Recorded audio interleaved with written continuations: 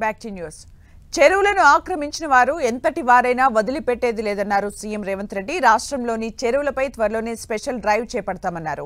Hydraa demand జిల్లాల నుంచి వస్తుందన్న సీఎం వరదలు వచ్చినప్పుడు కేసీఆర్ ఏ ప్రాంతానికి వెళ్లారో చూపించాలన్నారు. జల్సాల కోసం అమెరికాకు వెళ్లిన కేటీఆర్ కూడా ప్రభుత్వంపై బురద జల్లే ప్రయత్నం చేస్తున్నారని మండిపడ్డారు. చెరువుల ఆక్రమణ మీద స్పెషల్ డ్రైవ్ చేపడతా.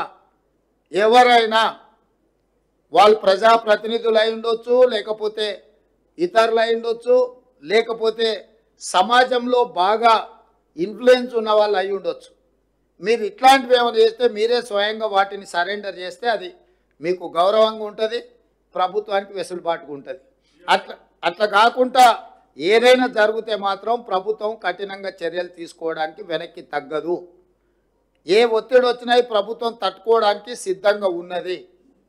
ఇట్లాంటి విషయాలలో ఎక్కడ కూడా ప్రభుత్వము వెనక్కి తగ్గదు.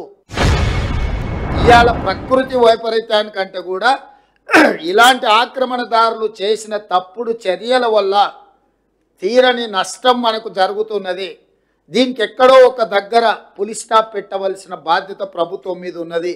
అందుకే ఎంత ఒత్తిడి వచ్చినా వెనక్కి తగ్గకుండా హైడ్రాను తీసుకొచ్చి అధికారులను అప్రమత్తం చేసి ప్రభుత్వం దగ్గర ఉన్న లేక్లకు సంబంధించి చెరువులకు సంబంధించిన వివరాలను సేకరించి full tank level, buffer zone, అదేవిధంగా క్యాచ్మెంట్ ఏరియాలో అంటే నాలాలు ఏవైతే ఆక్రమించుకున్నో వాటి అన్నిటిని కూడా తొలగించే కార్యక్రమం చేపట్టినాం. ఇవాళ ఇది జిల్లాలకు కూడా విస్తరించాలి అని చెప్పి డిమాండ్ వస్తుంది. నేను అనేది ఏంటంటే హైదరాబాద్ పరిమితిలో ఒక ఏర్పాటు చేసిన యంత్రాంగము జిల్లాలలో కూడా మీరు ఇట్లాంటిది ఒక సిస్టమ్ని ఎవాల్వ్ చేసుకోండి. ఎవరున్నా తొలగించాల్సిందే. ప్రకృతి మీద మనం దాడి చేస్తే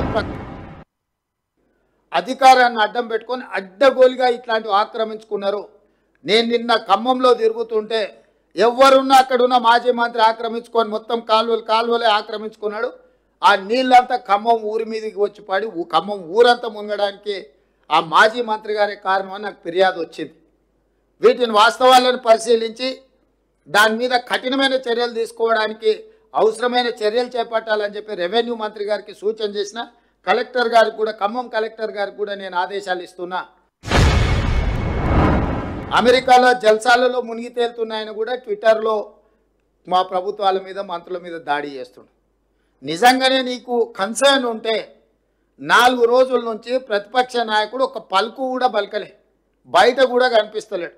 ఆయన ఎక్కడున్నాడో తెలియదు. ఆయన పుత్రుడు అమెరికాలో జల్సాలు చేసుకుంటే ఆయన ప్రభుత్వం మీద బురద జల్లే ప్రయత్నం చేస్తుడు.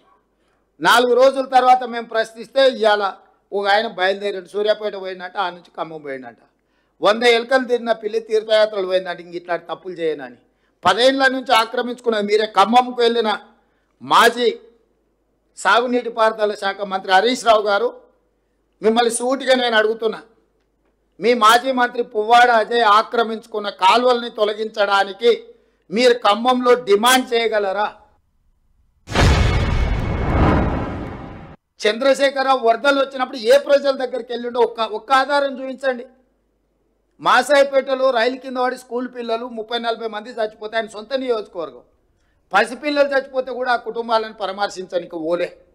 మానవత్వం లేని వ్యక్తిగా 10 సంవత్సరాలు ప్రభుత్వాన్ని నడిపిన మీరు ఈరోజు ప్రజలలో ఉన్న మమ్మల్ని ప్రతి క్షణం ప్రభుత్వం అప్రమత్తంగా ఉండి పనిచేస్తుంది. ఇక్కడ ఉన్న ప్రతిపక్ష నాయకుడు ఎక్కడున్నాడు? అసలు ఉన్నాడా?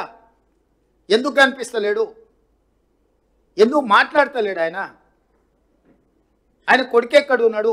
అమెరికాలో లేడా? అమెరికాలో జల్సాలు చేయట్లేదా? అమెరికాలో జల్సాలు చేసేటోడు కూడా మా 10 ఏళ్ళ అధికారం అనుభవించి 1,00,000 కోట్లు అక్రమంగా సంపాదించుకొని అమెరికాలో జల్సాలు చేస్తున్నాడు కూడా ఈరోజు ఈ ప్రభుత్వం మీద దాడి చేస్తున్నారు.